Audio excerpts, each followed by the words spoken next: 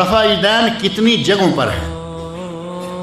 اس سلسلہ میں سب سے پہلی جگہ جس میں کوئی اختلاف نہیں ہے وہ ہے تکبیر تحریمہ کے ساتھ نماز کا آغاز کرتے ہی رفع یدین، اس میں حنفی، شافعی، مالکی، حنبلی، وہابی، سنی، شیعہ سارے شامل ہیں۔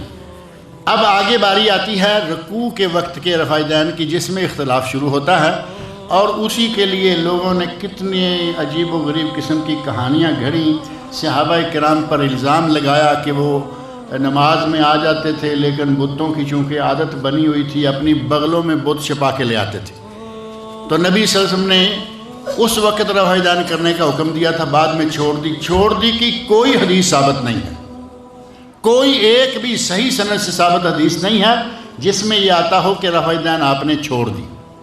حضرت عبداللہ بن مسعود رضی اللہ عنہ نے نماز پڑھائی، کہا کہ میں تمہیں نبی صلی اللہ علیہ وسلم کی نماز پڑھاتا ہوں، اور انہوں نے وہ رفع یدین نہیں کی، تو کیا نبی صلی اللہ علیہ وسلم نے چھوڑ دی؟ ثابت ہوا اس سے؟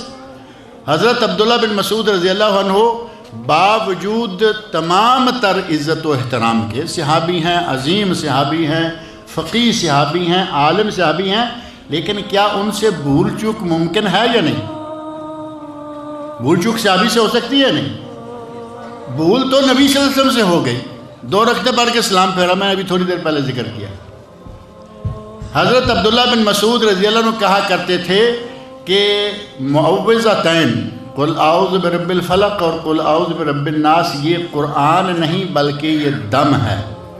پوری امت اسلامیہ نے اس بات کو مانا؟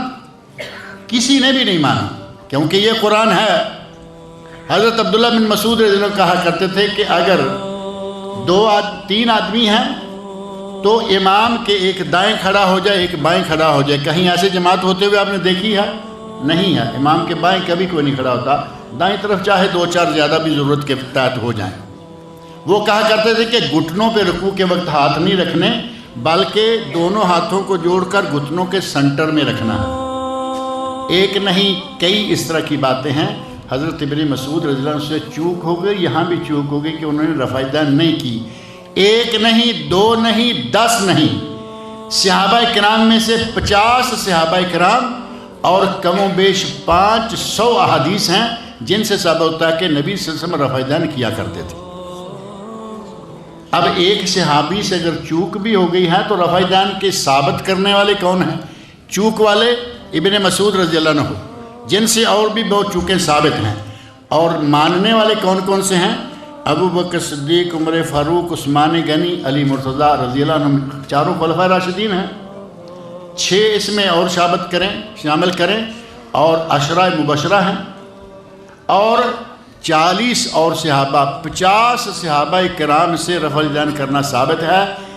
پہلا، اس کے بعد رکوع جاتے ہوئے، رکوع سے اٹھتے ہوئے، اور جس وقت آپ کوئی بھی قاعدہ کر کے، ایک ہے 2 رکعتوں کے بعد قاعدہ، اور کبھی کبھی ہمیں 1 رکعت کے بعد ہی قاعدہ کرنا پڑ جاتا ہے۔ آپ امام کے ساتھ جا کے شامل ہوئے، وہ 1 رکعت پڑھ چکا ہے، اب 1 رکعت کے بعد قاعدہ آ گیا، 1 رکعت کے بعد قاعدہ کر کے اگر آپ اٹھتے ہیں تو پھر جب ہاتھ باندھنے لگیں تو اس سے پہلے رفع یدین کر لیں، یا 2 رکعتوں کے بعد جو مستقل قاعدہ ہوتا ہے۔